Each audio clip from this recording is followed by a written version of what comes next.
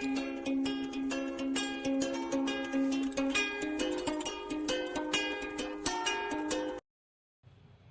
mga kachika! Welcome back to my channel. Sa latest vlog ng Showbiz Now na pinangungunahan ni Christopher Min, inihayag na nga at nagsalita na rin si Christopher Min sa totoong estado ni Coco Martin and Julia Montes na may 2 anak na nga ito. Dahil dati, parang speculation lang, hindi pa sila sigurado, chismis lang, at nakatikim nga sila ng hindi magandang salita dito kay Coco Martin. But, sa kanilang vlog po, tahasang inamin na nga o nagsalita na nga si Christopher Min na sina Coco Martin and Julia Montes ay may 2 anak.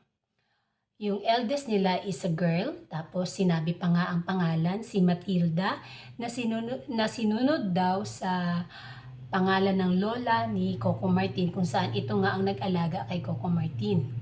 Sumunod naman, yung pangalawang baby ay lalaki, ang pangalan naman ay si Popoy, kung saan isinunod din ni Coco Martin sa pangalan ng kanyang ama.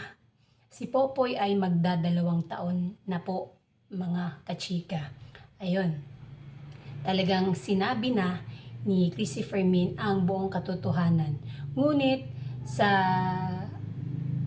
mga netizen ay gusto pa rin nilang makita kung ano daw talaga ang itsura ng anak ni Coco Martin and Julia Montes. Ibinahagi rin ito ni Christopher Min na si Matilda na kanilang panganay ay super kamukha ni Julia Montes, at ang pangalawa naman na si Popoy ay yung mata ay sobrang hawig naman daw ni Coco Martin at napaka-cute.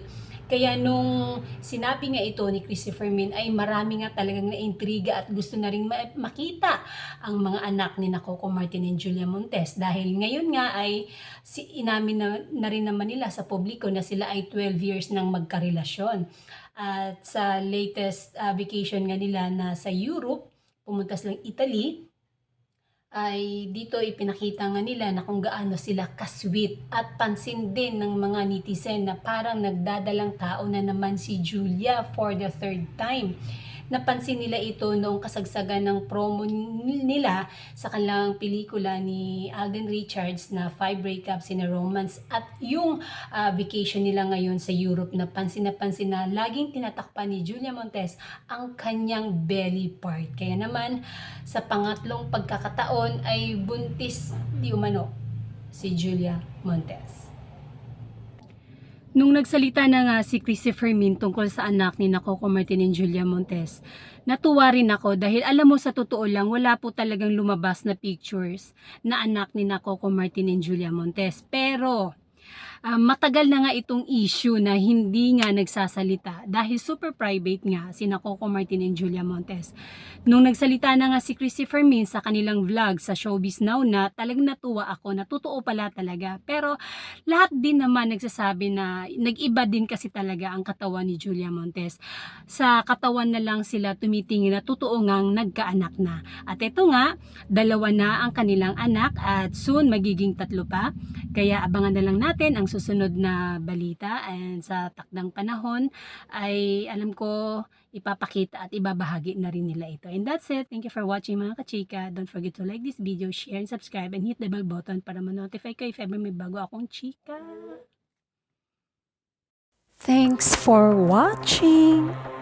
Subscribe and like. Don't forget to comment down below.